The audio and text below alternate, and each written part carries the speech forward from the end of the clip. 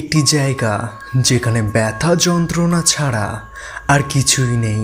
প্রতিটা নিঃশ্বাস প্রশ্বাস নিতে হলেও এখানে হাওয়া এতটাই ভারী হয়ে যায় যে নিঃশ্বাস প্রশ্বাস নেওয়াও খুব দুষ্কর হয়ে দাঁড়ায়। আর দেহ শুধু একটাই প্রার্থনা করে, বাঁচার আর দরকার নেই, মৃত্যুটাই আমাকে শান্তি দেবে। তো এটা একটা খুব কন্ট্রোভার্সিয়াল অ্যান্ড ডিস্টার্বিং মুভি, যেটা ব্যান হয়ে গিয়েছে প্রত্যেকটা টিভির পর্দা থেকে। সো যদি আপনার হার্ট আর মাইন্ড দুর্বল না হয়ে থাকে তাহলে আপনাদের জন্য আজকের আমাদের হরর প্রেজেন্টেশন ইমপ্রিন্ট মুভির এক্সপ্লেনেশন। মুভির শুরুতে আমরা ক্রিসকে দেখতে পাই। সে এমন একটি দ্বীপে গিয়েছিল যেখানে মেয়েদেরকে কেনাবেচা করা হতো।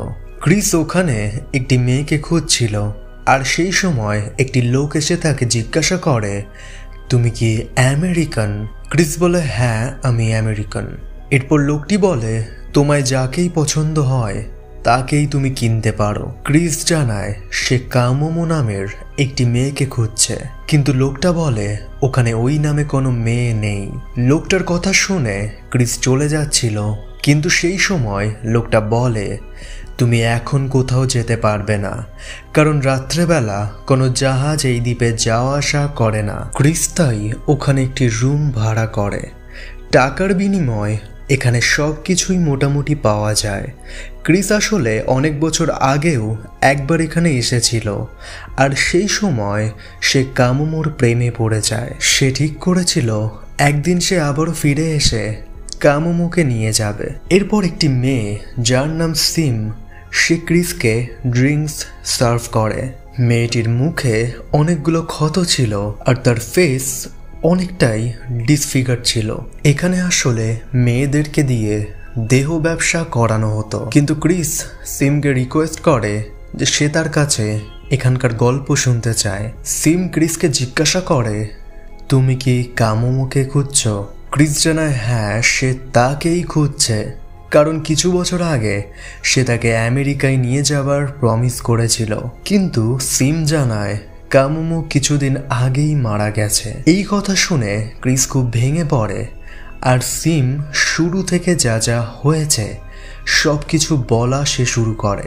সিমের জীবনে তার মা একাই কাজ করত, কারণ তার বাবা অসুস্থতার কারণে সব সময় শুয়ে থাকত।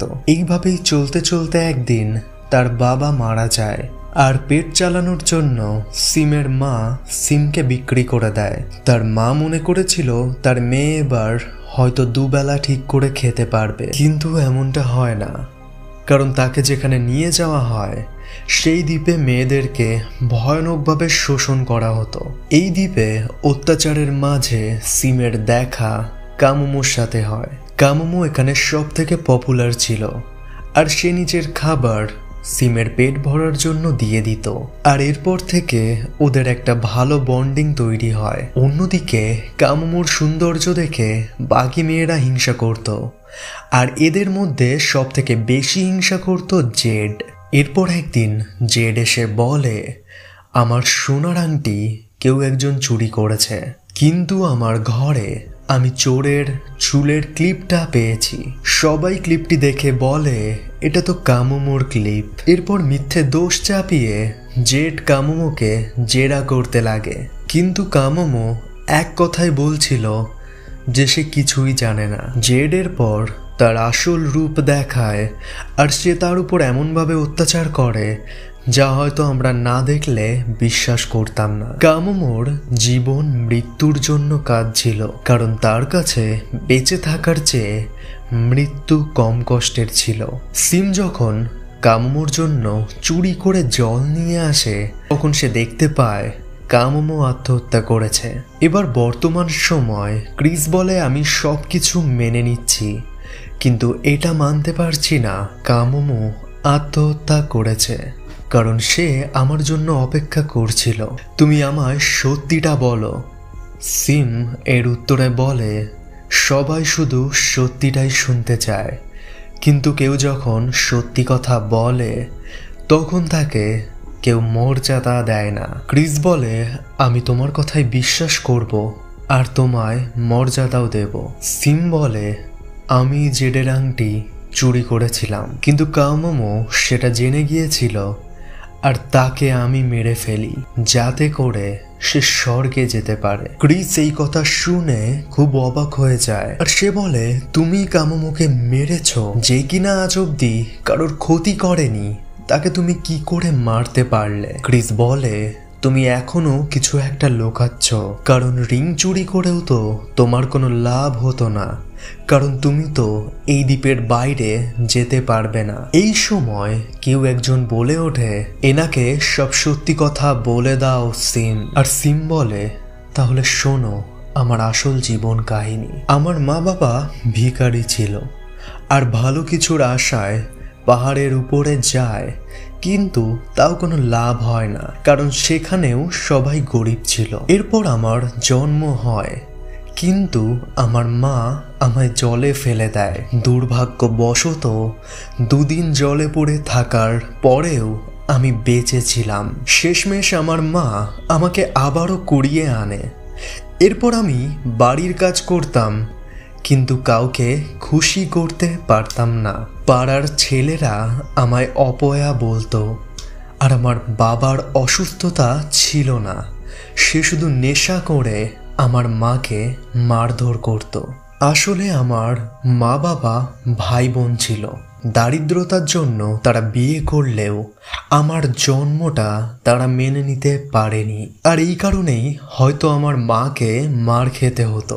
একদিন তাই মায়ের খুশির জন্য আমি আমার বাবাকে হত্যা করি, কারণ আমার মায়ের জন্য আমি সবকিছুই করতে পারি। এবার হঠাৎই সিমের মাথায় প্রচণ্ড ব্যথা শুরু হয় আর তার মাথার এক পাশ দিয়ে একটি হাত বেরিয়ে আসে। ক্রিস পুরো হতভম্ব হয়ে যায় আর সিম জানায় এটা হচ্ছে আমার যমজ বোন, যার নাম লি।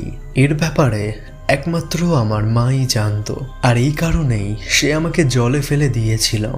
তো বন্ধুরা, বেসিক্যালি এখানে এটাই দেখানো হয়েছে যে যেহেতু সিমের মা বাবা ভাই বোন ছিল, তাই তাদের বিয়ের পর যখন সিম জন্মগ্রহণ করে তখন সিমের ভিতরে ভয়ানক মিউটেশন বা পরিবর্তন আসে, যার ফলে তার যমজ বোন লি সে সর্ট অফ সিমের সঙ্গেই যুক্ত হয়ে যায়।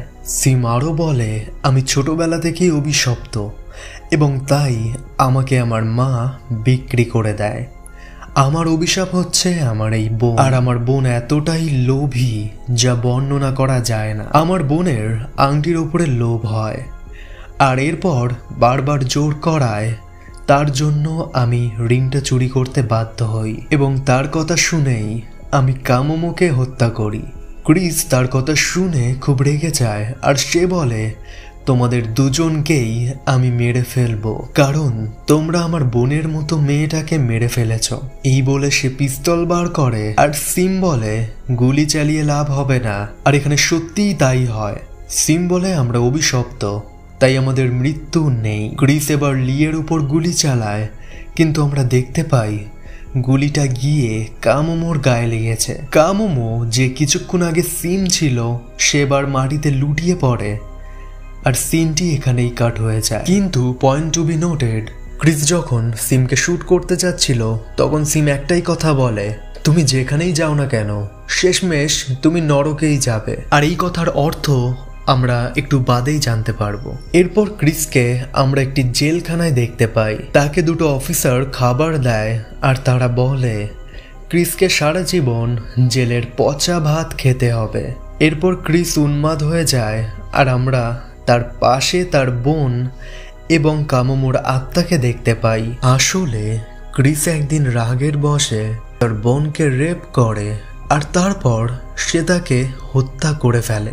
আসলে এই মুভিতে আমরা যেটা দেখতে পাই সেটা ইন রিয়ালিটিতে হয় না। ক্রিসকে যখন এই 2 অফিসার খাবার দেয় তখন ক্রিস বালতিতে একটা মরা বাচ্চার লাশ দেখতে পায়। আসলে এই পুরো মুভিতেই তার হ্যালুসিনেশন বা ভীমরতি হচ্ছে। ক্রিস আসলে মেন্টালি ডিসরাপ্টেড একজন ব্যক্তি, যে তার লাইফের একটা মোমেন্টে নিজের বোনকে রেপ করে আর হত্যা করে। এরপর সে কামোমোর মধ্যে নিজের বোনকে দেখতে পেত, কিন্তু তার এই হ্যালুসিনেশন আর স্বভাবের চলতে একদিন সে কামোমোকে রেপ করে হত্যা করে। আর শুরু থেকেই সে জাপানের এই জেলে থেকেই এই সব কিছু ইম্যাজিন করেছে।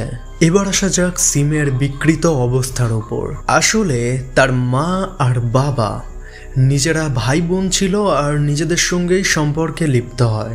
আসলে যেহেতু ক্রিস নিজের বোনকেই রেপ করেছিল, তাই এই থিঙ্কিংটা তার মাইন্ডে ডেভেলপ হয়। বন্ধুরা, এই মুভিটার নাম হচ্ছে ইমপ্রিন্ট।